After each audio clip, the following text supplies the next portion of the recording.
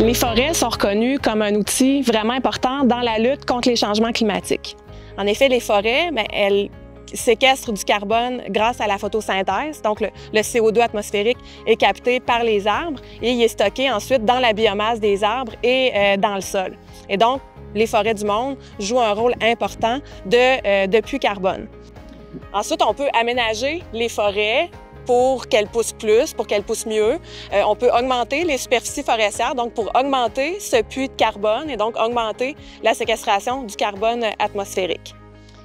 Lorsqu'on aménage les forêts, aussi, on peut aller récolter du bois. Lorsqu'on récolte du bois, on transfère une partie du carbone qui est stocké dans les arbres et on l'envoie vers des produits du bois qui vont garder ce carbone-là plus ou moins longtemps selon le type de produit.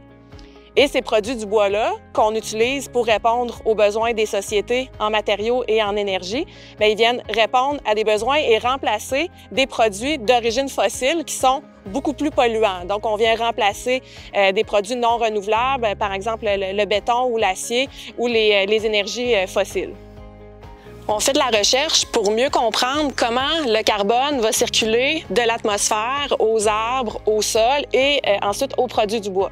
Donc, on étudie différentes façons de faire de l'aménagement forestier. Donc, à quel âge on peut couper la forêt, de quelle façon on va la couper, est-ce qu'on va y aller par coupe totale, est-ce qu'on va faire des coupes partielles, est-ce qu'on enlève juste quelques arbres, quel est l'impact de l'aménagement forestier, des opérations forestières sur les sols et quel impact que ça peut avoir sur le carbone qui est stocké dans les sols. Et donc, cette recherche-là nous permet de mieux comprendre comment que le carbone circule et quelles sont les meilleures pratiques pour augmenter le puits carbone en forêt, donc s'assurer que les forêts poussent plus et mieux, et comment est-ce qu'on peut le mieux possible préserver le carbone qui se retrouve dans les écosystèmes forestiers.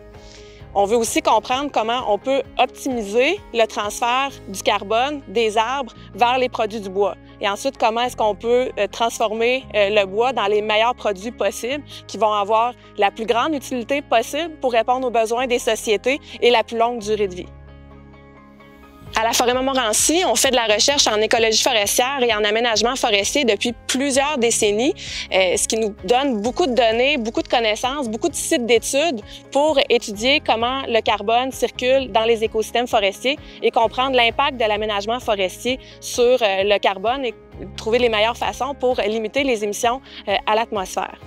Aussi, on s'est aperçu récemment que les pratiques d'aménagement qu'on favorise à la Forêt Montmorency sont particulièrement bonnes pour augmenter la séquestration du carbone. Et donc, la Forêt Montmorency est un super bon puits carbone. Et donc, on peut apprendre des pratiques de la Forêt Montmorency pour ensuite faire des recommandations pour le reste de la forêt boréale.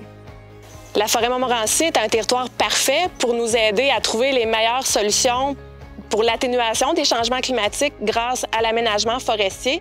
C'est un super territoire aussi pour comprendre l'impact des changements climatiques sur la croissance des forêts et développer des approches innovantes pour rendre nos forêts moins vulnérables, plus résilientes à un climat changeant.